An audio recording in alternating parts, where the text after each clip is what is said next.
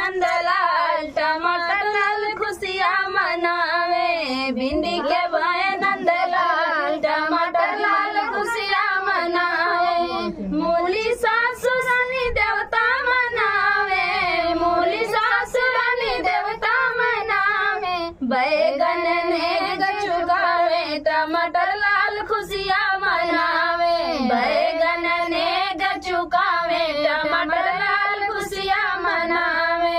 भिंडी के भाई नंदलाल टमाटर लाल खुशियाँ मनावे, भिंडी के भाई नंदलाल टमाटर लाल खुशियाँ मनावे। लौकी जेठानी रानी पिसुआ पिसावे, लौकी जेठानी रानी पिसुआ पिसावे। बैगन नेग चुकावे टमाटर लाल खुशियाँ मनावे, बैगन नेग चुकावे टमाटर लाल खुशियाँ मनावे। भिंडी के भाई नंदलाल टमाटर लाल खुशियाँ मनावे, भिंडी के भाई नंदलाल टमाटर लाल खुशियाँ मनावे। मिर्ची ननद रानी कजरा लगावे, मिर्ची ननद रानी कजरा लगावे।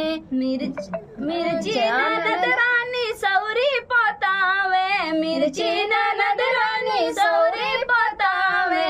बैगन नेग चुकावे टमाटर लाल खुशियाँ मनावे, बैगन नेग चुकावे टमाटर लाल खुशियाँ मनावे। कोहड़ा देवर राजा बसिया बजावे, कोहड़ा देवर राजा बसिया बजावे। आलू गोभी साली मंगल गावे, आलू गोभी साली मंगल गावे। बैगन नेग चुकावे टमाटर लाल खुशियाँ मनावे, बैगन नेग चुकावे टमाटर लाल खुशियाँ मनावे। भिंडी को भाई नंदलाल टमाटर लाल खुशियाँ मनावे। तो फ्रेंड गीत कैसा लगा कमेंट बॉक्स में बताना और दीदी के चैनल को सपोर्ट करना।